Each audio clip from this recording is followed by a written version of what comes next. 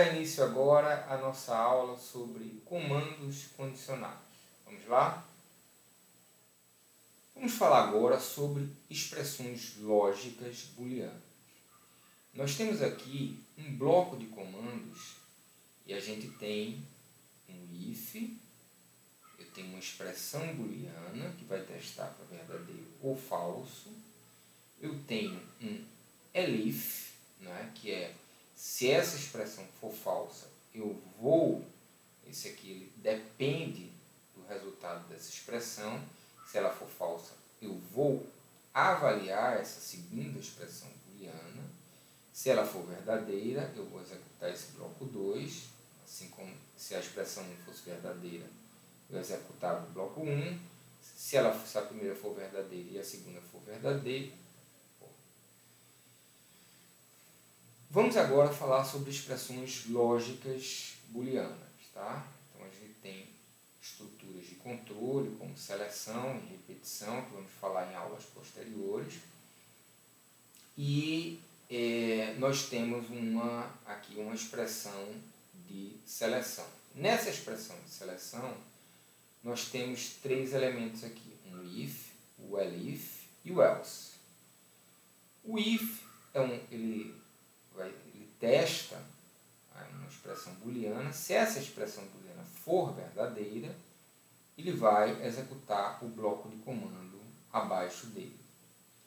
Se a expressão booleana associada ao if for falsa, eu vou avaliar a expressão booleana associada ao elif. Se essa expressão associada ao elif, que é essa expressão 2, for verdadeira, eu vou executar esse bloco 2. Eu poderia ter outros elifs aqui embaixo, ok?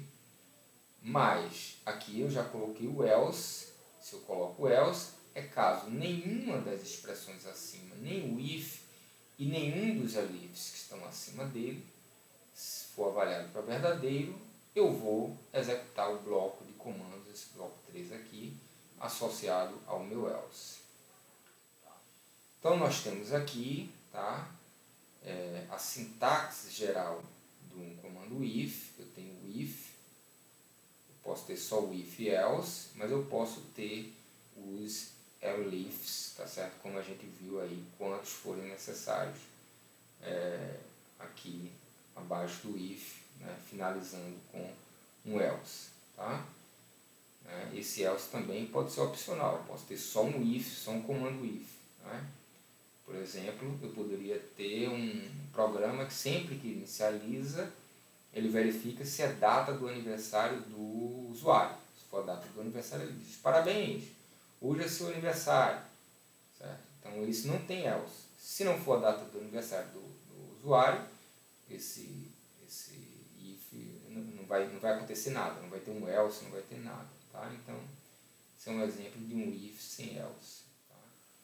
Vamos agora fazer um programa que vai fazer a leitura de 3 números inteiros e descobrir qual é o maior dos 3, imprimir o maior dos 3. Então, peço que dê um pause no vídeo e daqui a pouco a gente retorna para mostrar a resposta. Aqui eu vou criar uma variável N1, vou colocar aqui o input, tá? E aí eu vou escrever aqui digite o primeiro número inteiro, tá? Então seria esse aqui. Vou fazer o mesmo aqui para segundo número, terceiro número, ok? Então meus 3 números inteiros aqui, ok? E agora eu vou começar a fazer o uso do meu comando if. Então, eu vou testar aqui, por exemplo, se o N1 vou testar se ele é maior do que o N2, ok? Se ele for maior do que o N2, eu vou testar também se o N1 é maior, o N1 é maior que o N3. Então, nesse caso, quando o N1 é maior do que o N2 e o N3, obviamente que o N1 é o maior dos 3 números, ok? Então, nessa situação aqui, eu iria imprimir a mensagem dizendo que o maior número é, eu vou colocar aqui N1, ok? Então, dizendo que o maior número é N1. Se não, aí eu vou colocar aqui o meu elif, tá? Aí eu vou fazer o teste, porque eu já sei que não é N1. Eu vou só testar, observe que eu não preciso mais testar N1, eu já sei que ele não é o maior. Eu vou testar só N2 e N3.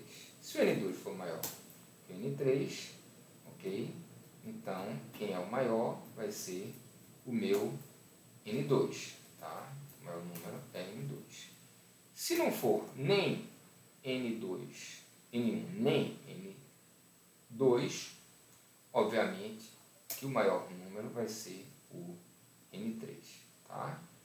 Então, vamos testar aqui esse nosso programa. Eu vou digitar 1, 2, 3. Ele vai dizer que o maior é o 3. Vou digitar 3, 2, 1. Vai dizer que o maior é 3. Agora eu vou digitar 2, 3, 1. Vai dizer que é o 3. Então, nosso programa está funcionando. Vamos agora fazer um outro exercício. Vocês vão escrever um programa para ler um valor real correspondente às notas, tá certo? A uma nota qualquer, aliás. E essa nota ela tem que ser entre 0 e 10 e você vai imprimir o conceito equivalente a essa nota, que é A, B, C, D, E, conforme designado aqui nessa tabela. Então, vocês têm um tempinho, dê um pause no vídeo, daqui a pouco a gente volta com a solução. Então, vamos fazer aqui, apresentar a solução para esse problema, tá? Então, a primeira coisa é fazer a leitura da nota. A nota é um float, tá?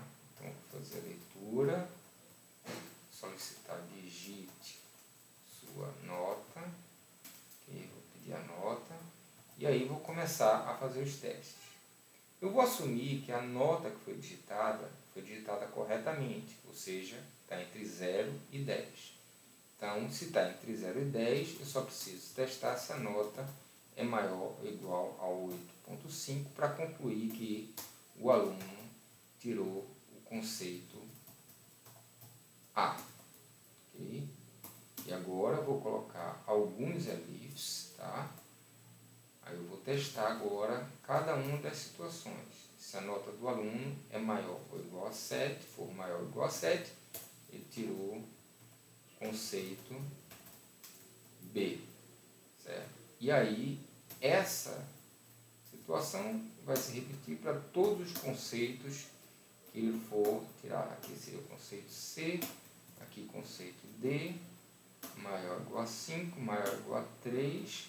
Se não for maior ou igual a 5, 8,5, maior ou igual a 7, maior ou igual a 5, maior ou igual a 3, vai entrar no caso do else, ou seja, ele tirou a nota menor do que 3, o conceito dele vai ser E, ok?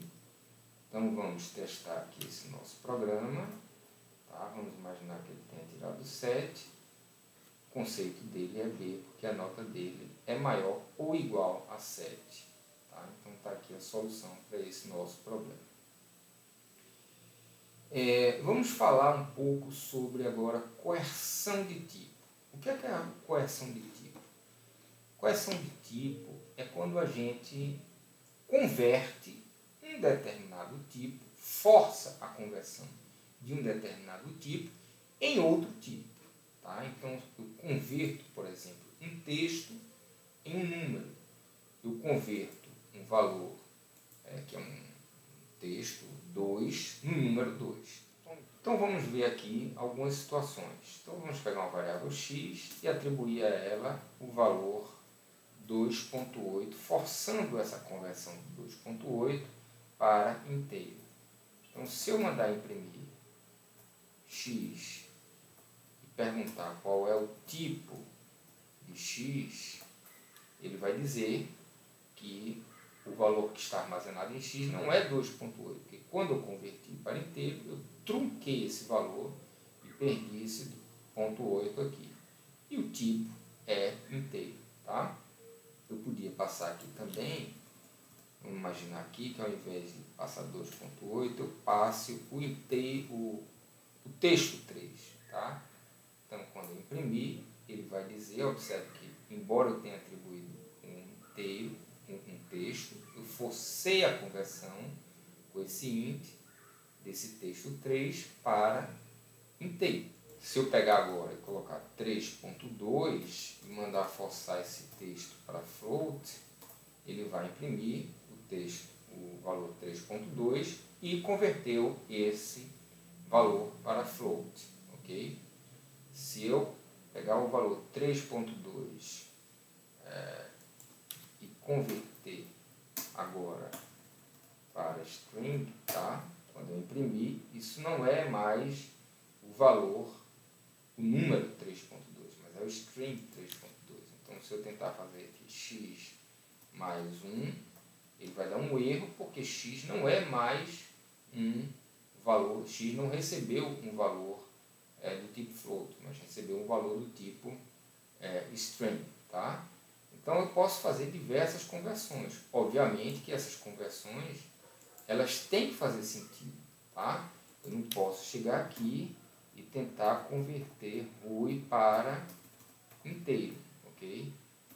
Se eu tentar converter Rui para inteiro, né, não vai nem permitir, vai logo dar uma dizendo que eu não posso converter esse valor, porque não faz sentido, ok? Então, pessoal, eu peço que vocês acessem lá o Notebook Jupyter. A gente tem aqui alguns exercícios, tá, disponibilizados para você sobre operadores lógicos, relacionais e comandos condicionais, tá bom?